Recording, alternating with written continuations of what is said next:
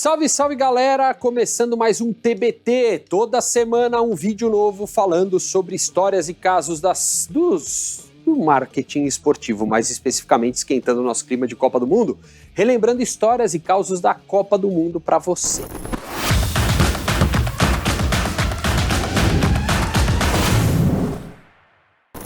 E hoje a gente volta a 1994, quando a Copa do Mundo chega pela primeira vez nos Estados Unidos.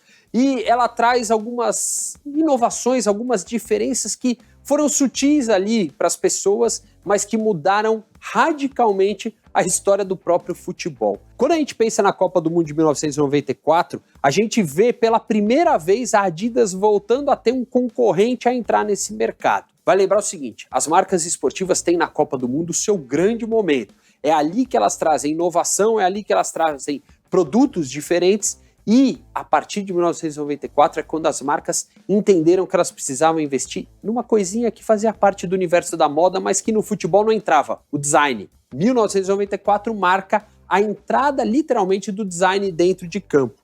E o que é mais curioso, a Adidas, que era patrocinadora da FIFA, escolhe um elemento curioso do jogo para fazer a sua primeira ação de marketing diferente desde que ela criou a bola, e a gente já falou disso aqui no TBT, em 1970, quando ela criou a bola com duas cores diferentes.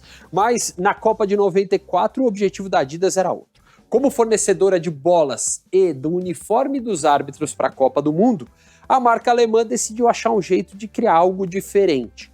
Até 1990, na Copa do Mundo, a gente viu isso claramente, a gente vê, se você quiser procura ali as imagens da Copa e tudo mais, o árbitro vestia preto. Ele era o homem de preto, ele era o homem vestindo preto desde o início do futebol, lá atrás, 1800, desde que começou a ter, na verdade, a implementação da arbitragem no futebol.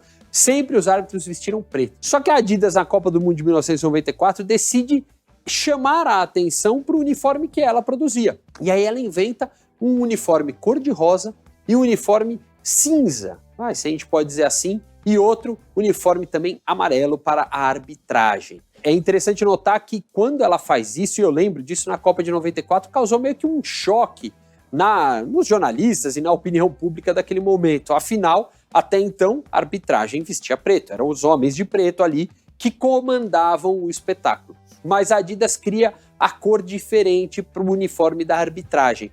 E ela faz tanto barulho em cima disso, ela consegue chamar tanta atenção para cima disso, que ela, no fim, acaba causando uma revolução. O que acontece a partir da Copa do Mundo de 1994 é que a arbitragem passa, até o próprio árbitro, a querer uniformes de outras cores. E desde então a gente começa a ver em várias outras competições, em vários outros países, os uniformes dos árbitros se tornando em outras cores. Vale notar nessa história toda que essa diferenciação no uniforme do árbitro até então nunca pensada passa a ajudar o próprio jogo. Porque você consegue programar cores para a arbitragem que sejam muito diferentes daquelas usadas pelos times. Tanto é que aqui no Brasil, não por acaso, o uniforme do árbitro começa a virar quase que um padrão, o uniforme ser inteiro amarelo. Porque só a seleção brasileira praticamente joga de amarelo. Talvez o Cuiabá ou um ou outro time joga com o uniforme na cor amarela. Maior parte dos times não usa o inteiro amarelo como uniforme. A arbitragem acabou adotando diferentes cores pelo mundo inteiro e passou a ser também uma forma de chamar a atenção para o árbitro da partida de um jeito ainda mais espalhafatoso. Isso acabou gerando para a Adidas uma mudança de mercado, mas acabou trazendo também um aprendizado. Foi a partir daí que as marcas esportivas começaram a entender que elas precisavam investir mais no design, no produto, na diferenciação do uniforme que se usava. Não só dos árbitros, não. Passou também a usar em outras equipes, outros uniformes. Foi a partir de 1994 que os designers ganharam bastante importância dentro das marcas esportivas. Começou-se a investir cada vez mais em terceiro uniforme, em criar camisas de cores diferentes para os times que eram tradicionalíssimos e só usava primeiro e segundo uniforme e nada além disso. Por que as marcas começaram a fazer isso? Obviamente, para poder vender mais. É interessante a gente notar isso. A Copa do Mundo, mesmo quando não quer, ela serve como inovação para o mercado. Essa de hoje foi a história que a gente contou de quando os árbitros passaram a deixar de vestir só preto para comandar as partidas de futebol. Foi na Copa de 1994, quando a Adidas teve essa ideia de criar um uniforme completamente diferente para os árbitros, também por conta do calor que fazia nos Estados Unidos, jogos às vezes disputados em 40 graus.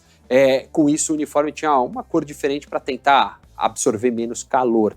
Acabou ajudando bastante a mudar um pouco da história do design de camisas no futebol mundial e, obviamente, ajudou também a arbitragem a ganhar mais destaque ainda dentro dos jogos, além, obviamente, quando faz alguma coisa errada. É isso aí, pessoal. Gostou? Curtiu? Esse foi o nosso TBT de hoje. Rapidinho, falando sobre a mudança dos uniformes dos árbitros na Copa do Mundo de 1994, que trouxe uma nova tendência para o futebol no mundo inteiro. Semanalmente a gente traz o TBT aqui para você, mas se você quiser, ativa o sininho aí que todo dia tem uma história nova, alguma curiosidade, alguma entrevista, sempre aqui no canal da Máquina do Esporte no YouTube. E toda terça-feira a gente traz também para você o Sports Machine, uma conexão Brasil-Estados Unidos, falando sobre o mercado esportivo no universo americano e o que pode ser aplicado aqui no Brasil. Tchau!